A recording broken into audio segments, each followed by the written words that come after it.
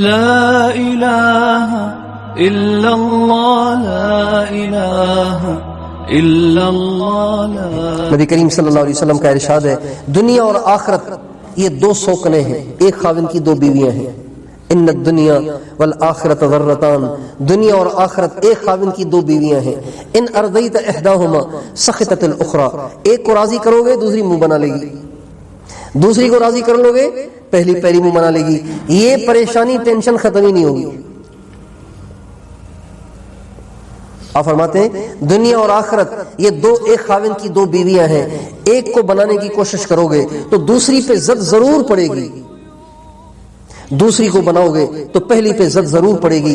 دنیا کو مقصد بناؤ گے آخرت کا نقصان کرو گے، آخرت کو مقصد بناؤ گے تو دنیا میں نقصان ہوتا ہوا نظر آئے گا، حقیقت میں نہیں ہوگا.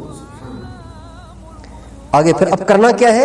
اب کرنا کیا ہے؟ یہ تو ہے کنڈیشن، یہ تو ہے کیفیت کہ یوں ہوگا تو یوں کرو گے تو یوں ہوگا، یوں کرو گے تو یوں ہوگا. اب کرنا کیا ہے؟ اب حضور کا فتویٰ پتہ ہے کیا ہے؟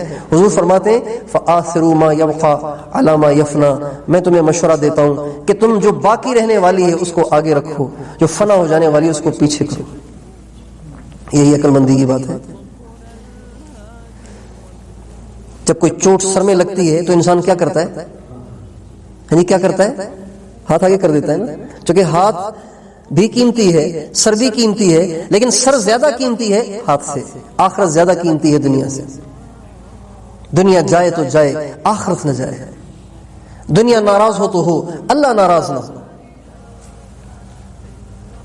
دنیا بنے نہ بنے کوئی حرج نہیں، جنت نہیں جانی چاہیے، جنت ضائع نہیں ہونی چاہیے. یہی ایک شوق تھا جو حضرات صحابہ کو لیے پھرتا تھا، اللہ کے راستے میں لیے پھرتا تھا. چھوٹے چھوٹے بچے، ایک صحابی ہیں حضرت سعد بن ابی وقاص کے چھوٹے بھائی ہیں، ان کا نام ہے عمیر بن ابی وقاص. چھوٹے سے تھے، اتنے چھوٹے تھے کہ جب تلوار گلے میں ڈالی تو تلوار زمین پہ گھسڑ رہی تھی، اتنے چھوٹے. تو میدان جنگ میں چھپتے پھر رہے تھے، کبھی کسی کی اوٹ میں جا رہے ہیں، کبھی کسی کی اوٹ میں جا رہے ہیں. کسی نے پوچھا چھپ کیوں رہے ہو؟ کس چھپتا اس لیے ہوں کہ اگر حضور نے دیکھ لیا تو واپس کر دیں گے، جبکہ میرا جذبہ تو اللہ کے نام پہ جان دینے کا ہے.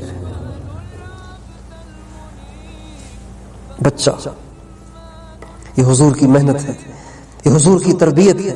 آج ہم اپنے بچوں کی کیا تربیت کر رہے ہیں؟